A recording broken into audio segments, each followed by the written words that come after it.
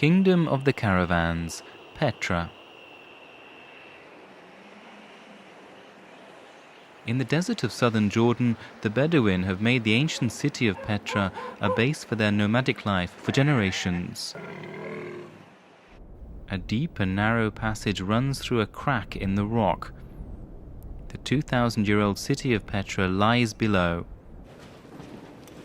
The gorge walls are 100 meters high. At the bottom runs a narrow corridor 1.5 kilometers long. Petra, meaning rock in Greek, was built in 200 BC as the capital of the Nabataean kingdom. The site was known only to the Bedouin until a Swiss scholar discovered it in 1812. There's a 30-meter tall monument at the end of the corridor.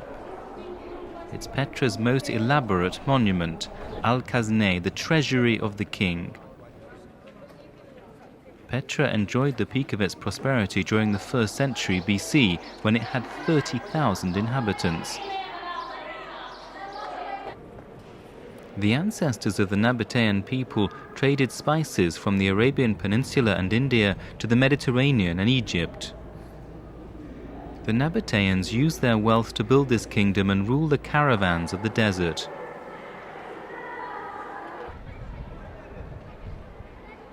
The monuments were sculpted from sandstone, ideal for detailed and elaborate sculpture work.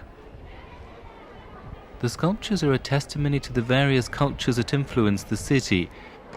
The Amazoness from the Greek legends and the Egyptian goddess Isis. There is also an Assyrian god. Around 500 or so royal tombs are hewn from the rock.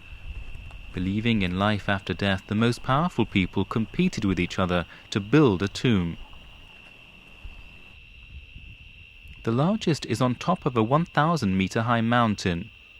The monument is said to be the place where the sun was worshipped. It tells us about the wealth and power of the kingdom. The city was later overtaken by the Romans, and the Petra that once was became history. All that remained were ruins that only the Bedouin knew about.